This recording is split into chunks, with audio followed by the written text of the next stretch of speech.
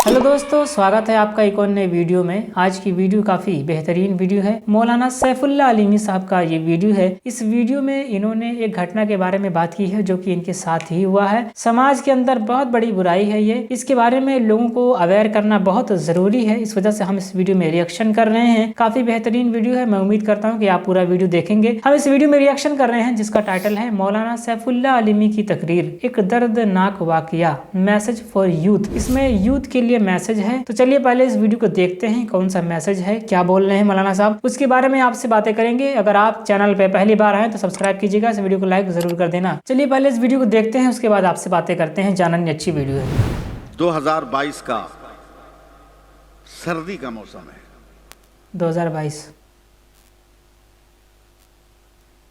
Highway road के किनारे ही जलसा था। 5 मिनट पैदल चलने पर मेरी तकरीर हो गई। मैं अपनी अटैची लेकर हाईवे पे खड़ा हूँ।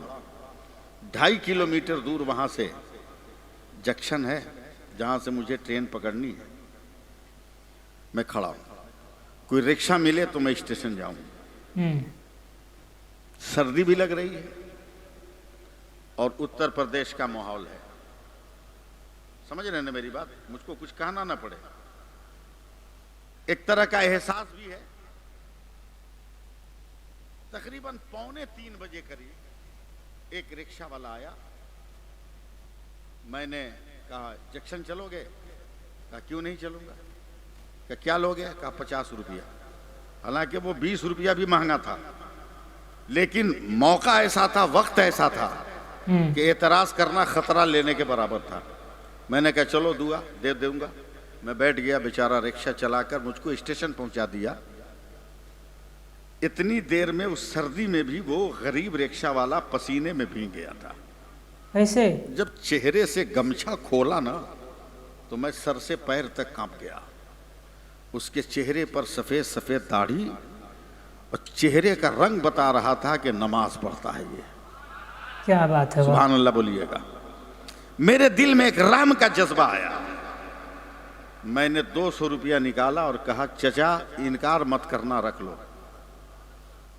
चचा कहकर जब मैंने दिया तो वो 70-80 के लपेटे का इंसान था। वो ये नहीं देखा कि मैं रिक्शा चालक हूँ, ये मौलाना है।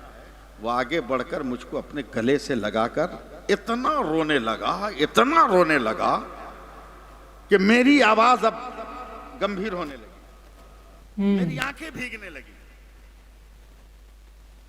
इतना रोया कि उस सर्दी में भी मेरी जैकेट का शाना जो है, बाजू का हिस्सा, भिगो दिया आंसू से। मैंने कहा चचा क्यों रो रहे हो? अगर और पैसा चाहिए तो मैं देने को तैयार। बेटियां हैं, मैंने सोने चांदी के जेवर तो खरीद के बेटियों को नहीं, मगर बेटियां नमाज पढ़ती हैं और वजू का ढंग जानती हैं। बोलना पड़ेगा आपको। सुभान अल्लाह। 1000 कोशिशों के बावजूद मैं अपनी खूबसूरत बेटी के लिए निकाह का रिश्ता न ढूंढ पाया। मैं जहां जाता, जिस गांव में जाता, जिस दरवाजे पर जाता, सबसे कम अगर मुझसे मांगा गया तो 1.5 लाख रुपया नकदी मांगा गया। अच्छा। वरना 4 लाख 5 लाख नीचे से कोई बात नहीं करता था। मैं रिक्शा चलाकर 150 कमाकर अपनी 3 बेटियों को खिलाने वाला बाप कहां से लालची लोगों के मुंह की आग को बुझाने के लिए मैं रुपये का पानी डालता। मेरी बेटियों की उम्र बढ़ती गई, बढ़ती गई। मैं डिप्रेशन का शिकार हो गया। मेरी उम्र भी अब आगे बढ़ रही है। मेरी हड्डियां कमजोर होने लगी। कलेजा पकड़े रहिएगा, मैं भी शायद ना बोल पाऊं। क्या मौलाना, एक दिन मेरे ही मुस्लिम मोहल्ले के 2-4-5 मुसलमान दलाल, इस लफ्ज़ से चौंकिएगा मत, हमारी तबाही और बर्बादी के सारे दरवाजे यही मुस्लिम दलाल खोलते हैं। सही बात है। इलेक्शन के ज़माने में हमारे वोट को भी तितिर बितिर वही करते हैं, और ईद और बकरीद के दिन भी हमारे इत्तेहाद को पारा पारा यही दलाल किस्म के लोग करते हैं।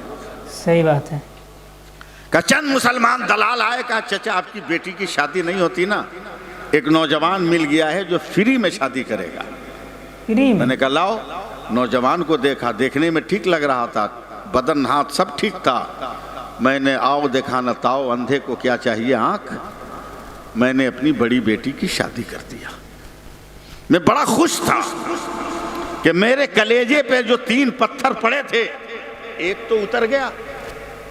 लेकिन मौलाना, आज से 1 हफ्ता पहले मैं फजर की नमाज पढ़कर अपने घर जा रहा था तो मेरे दरवाजे पर एक नौजवान औरत नकाब ओढ़े हाथ में तलवार लिए खड़ी थी। मैं कांप गया। हालात अच्छे नहीं है उत्तर प्रदेश के। मैं दूरी से पूछ रहा हूं, कौन हो तुम जो रात के इस सन्नाटे में या सुबह सवेरे तलवार हाथों में लेकर मेरे दरवाजे पे खड़ी हो? तब उस लड़की ने चेहरे से नकाब उठा दिया। जब नकाब उठाया तो मेरे पैर कांप गए, मेरा पूरा बदन लरजने लगा। वो कोई और नहीं, वही मेरी बड़ी बेटी है जिसकी मैंने शादी की थी। अल्लाह। मैंने कहा, बेटी तुम? कहा, अब्बा आई हूं आज। आप गरीब है ना, लालची लोगों के मुंह पे दौलत का जूता तो आप मार नहीं सकते। 1-2 लाख रुपया नकदी देकर लड़का खरीद नहीं सकते आप। अब दलाल किस्म के मुसलमानों के चक्कर में जो मेरी शादी किया ना, वो मुसलमान नहीं था, क्या बात कर वो गैर था जो धोखे से मुझको ब्याह ले गया। मेरी आबरू लूटता रहा। 2-4 रोज के बाद तलवार और असलहे के हथियार पर अपने दोस्तों के घरों में उनके बिस्तर की जीनत बनाता रहा। मैं अपनी आबरू बेचती रही। अचानक आज मुझे आज़ादी मिली तो मैं ये तलवार लेकर आई हूं कि मैं तो लुट गई, मगर ऐ गरीब बाप, मैं अपनी 2 बहनों को जिंदा नहीं छोड़ूंगी ताकि उनकी आबरू न लूटे। अब्बा उठाइए तलवार, काट दीजिए मेरी दोनों बहनों को। इज्जत लुटाने से कहीं बेहतर है कि हमारी बहनें मर जाएं। इतना कह के मौलाना, मेरी बड़ी बेटी ने जिसकी शादी मैंने की थी उसी तलवार से अपने बदन का 2 टुकड़ा कर लिया। खुदा गवाह है, मैंने टिकट फाड़ के फेंक दिया। उसी शहर में मौलाना गुलाम रसूल बलियावी भी थे।